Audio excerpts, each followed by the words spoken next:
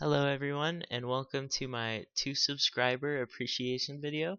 Today I'm gonna be reading a passage from The Demonada, Demon Thief by Darren Shan. This is one of my favorite books, so let's just get into it. Chapter 1. Into the Light. People think I'm crazy because I see lights. I've seen them all my life, strange multicolored patches of light swirling through the air. The patches are different sizes, some as small as a coin, others as big as a cereal box. All sorts of shapes. Octagons, triangles, decagons. Some have 30 or 40 sides. I don't know the name for a 40-sided shape. Quadradecagon? No circles. All of the patches have at least 2 straight edges. There are a few with curves or semicircular bulges, but not many. Every color imaginable. Some shine brightly, others glow dully. Occasionally a few of the lights pulse, but normally they just hang there, glowing. When I was younger, I didn't know the lights were strange. I thought everybody saw them. I described them to Mom and Dad, but they thought I was playing a joke, seeking attention. It was only when I started school and spoke about the lights in class that it became an issue. My teacher, Miss Tyak, saw that I wasn't making up stories, that I really believed in the lights. Miss Tyak called Mom and suggested they take me to somebody better qualified to understand what the light signified. But Mom's never had much time for psychiatrists. She thinks the brain can take care of itself. She asked me to stop mentioning the lights at school, but otherwise she wasn't concerned. So I stopped talking about the lights, but the damage had already been done. Word sprang around. Word spread. Holy shit. Okay. Give me a sec. Word spread among the children. Colonel Fleck is weird. He's not like us. Stay away from him. I never made many friends after that. My name's Cornelius, but I couldn't say that when I was younger. The closest I could get was Colonel. Mom and Dad thought that was cute and started using it instead of my real name. It stuck, and now that's what everybody calls me. I think some parents shouldn't be allowed to name their kids. There should be a committee to forbid names which will cause problems later. I mean, even without the lights, what chance did I have of fitting in with any normal crowd with a name like Colonel or Cornelius Fleck? We live in a city. Mom's a university teacher. Dad's an artist who also does some freelance teaching. He actually spends more time teaching than drawing, but whenever anyone asks, he says he's an artist. We live on the 3rd floor of an old warehouse which has been converted into apartments. Huge rooms with very high ceilings. I sometimes feel like a Munchkin or Jack in the giant's castle. Dad's very good with his hands. He makes brilliant model airplanes and hangs them from the wooden beams in the ceiling of my bedroom. When they start to clutter the place up, or if we just get the urge one lazy Sunday afternoon, the pair of us make bombs out of apples, chestnuts, whatever we can find that's hard and round, and launch them at the planes. We fire away until we run out of ammo or all the planes are destroyed. Then Dad sets to work on new models and we do it all over again. At the moment, the ceiling's about a third full. I like it here. Our apartment is great. We're close to lots of shops, a cool adventure playground, museums, movie theaters galore. School's okay too. I don't make friends, but I like my teachers in the building. We have a first-rate lab, a projection room, a massive library, and I never get beaten up. I roar automatically when I'm fighting, which isn't good news for bullies who don't want to attract attention. But I'm not enjoying life. I'm lonely. I've always been a loner, but it didn't bother me when I was younger. I liked being by myself. I read lots of books and comics, watched dozens of TV shows, invented imaginary friends to play with. I was happy. That changed recently. I don't know why, but I don't like being alone now.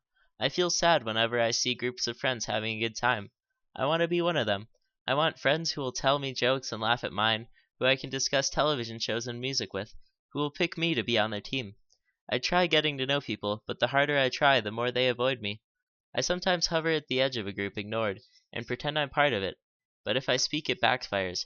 They glare at me suspiciously, move away, or tell me to get lost. Go watch some lights, freak. The loneliness got really bad last month. Nothing interests me anymore. The hours drag, especially at home or when I have free time at school. I can't distract myself. My mind wanders. I keep thinking about friends and how I don't have any. Sorry, that shouldn't be funny. But that I'm alone and might always will be. I've talked with Mom and Dad about it, but it's hard to make them understand how miserable I am. They say things will change when I'm older, but I don't believe them. I'll still be weird whatever age I am. Why should people like me more then than now? I try so hard to fit in. I watch the popular shows and listen to the bands I hear others raving about. I read all the hot comics and books, wear trendy clothes, swear, and use all the cool catchphrases. Yeah, so this guy's a Fonzie. It doesn't matter. Nothing works. Nobody likes me. I'm wasting my time. This past week I've got to thinking that I'm wasting my entire life. I'd have I've had dark, horrible thoughts where I can only see one way out, one way of stopping the pain and loneliness. I know it's wrong to think that way. Life can never be that bad. But it's hard not to. I cry when I'm alone. Once or twice I've even cried in class. I'm eating too much food, putting on weight. I've stopped watching. Sorry. I've stopped washing and my skin's gotten greasy. I don't care. I want to look like the freak I feel I am. Yeah, so he's a charmer at the start of the book. Nah, though. Late at night, in bed, I'm playing with the patches of light, trying not to think about the loneliness. I've always been able to play with the lights. I remember being 3 or 4 years old, the lights all around me, reaching out and moving them, trying to fit them together like jigsaw pieces. Normally the lights remain at a distance of several feet, but I can call them closer when I want to play with them. The patches aren't solid, they're like floating scraps of plastic. If I look at a patch from the side, it's almost invisible. I can put my fingers through them like ordinary pulls of light. But despite that, when I want to move a patch, I can. If I focus on a light, it glides toward me, stopping when I tell it. Reaching out, I push at one of the edges with my fingers. I don't actually touch it, but as my fingers get closer, the light moves in whatever direction I'm pushing. When I stop, the light stops. I figured out very early on that I could put patches together to make patterns. I've been doing it ever since, at night or during lunch at school when I have nobody to play with. Lately I've been playing with them more than ever. Sometimes the lights are the only way I have to escape the miserable loneliness. I like making weird shapes like Picasso paintings. I saw a program on him at school a couple of years ago and felt an immediate connection. I think Picasso saw lights too, only he didn't tell anyone. People wouldn't have thought he was a great artist if he said he saw lights. They'd have said he was a nutcase like me. The shapes I make are nowhere near as fabulous as Pablo Picasso paintings. I'm no artist, I just try to create interesting designs. They're rough, but I like them. They never last. The shapes hold as long as I'm studying them, but once I lose interest or fall asleep, they come undone and the pieces drift apart, returning to their original positions in the air around me. The one I'm making tonight is particularly jumbled. I'm finding it hard to concentrate. Joining the pieces randomly with no real purpose, it's a mess. I can't stop thinking about not having any friends. Feeling wretched. Wishing I had at least one true friend. Somebody who'd care about me and play with me, so I wasn't completely alone.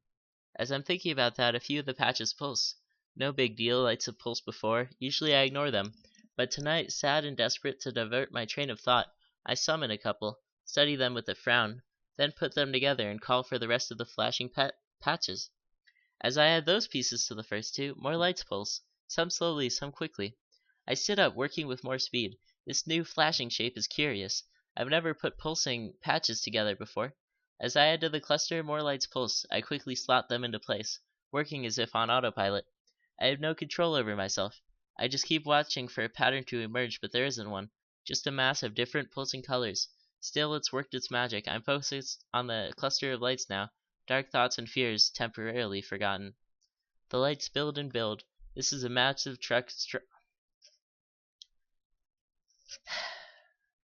The lights build and build. This is a massive structure. Much larger. Okay, Joseph, you can talk. Oh man. This is a massive structure, much larger than any I've previously created.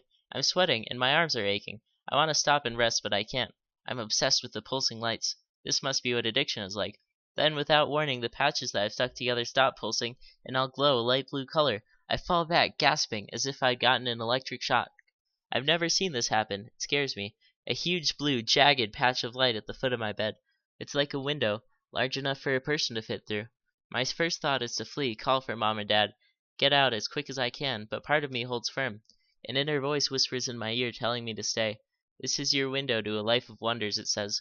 But be careful, it adds as I move closer to the light. Windows open both ways. As it says that, a shape presses through out of the panel of light. A face. I'm too horrified to scream. It's a monster from my very worst nightmare. Pale red skin, a pair of dark red eyes, no nose, a small mouth, sharp gray teeth. As it leans farther forward into my bedroom, I see more of it, and the horror intensifies. It doesn't have a heart. There's a hole in the left side of his chest, but where the heart should be are dozens of tiny hissing snakes. The monster frowns and stretches a hand towards me. I can see more than 2 arms, at least 4 or 5. I want to pull away, dive beneath my bed, scream for help, but the voice that spoke to me a few seconds ago won't let me. It whispers quickly, words I can't follow, and I find myself standing firm, taking a step towards the panel of light and its emerging monster. I raise my right hand and watch the fingers curl into a fist. I can feel a strange tingling sensation, like pins and needles. The monster stops, its eyes narrow. It looks around my bedroom uncertainly, Then slowly, smoothly, it withdraws, pulling back into the panel of light, vanishing gradually until only its red eyes remain, staring out at me from within the surrounding blueness, twin circles of an unspoken evil. Then they're gone too, and I'm alone again, just me and the light. I should be wailing for help, running for my life, cowering on the floor, but instead my fingers relax and my fist unclenches. I'm facing the panel of blue light, staring at it like a zombie fixed on a fresh human brain, distantly processing information. Normally the patches of light are transparent, but I can't see through this one. If I look around it, there's my bedroom wall, a chest of drawers, toys, and socks scattered across the floor. But when I look directly at the light, all I see is blue. The voice says something crazy to me. I know it's madness as soon as it speaks. I want to argue, roar at it, tell it to stuff itself. But, as scared and confused as I am, I can't disobey. I find my legs tensing. I know with sick certainty what's going to happen next. I open my mouth to scream to try and stop it, but before I can, a force makes me step forward, after the monster, into the light. Alright, you guys should read the rest of it. It's a good story. See ya!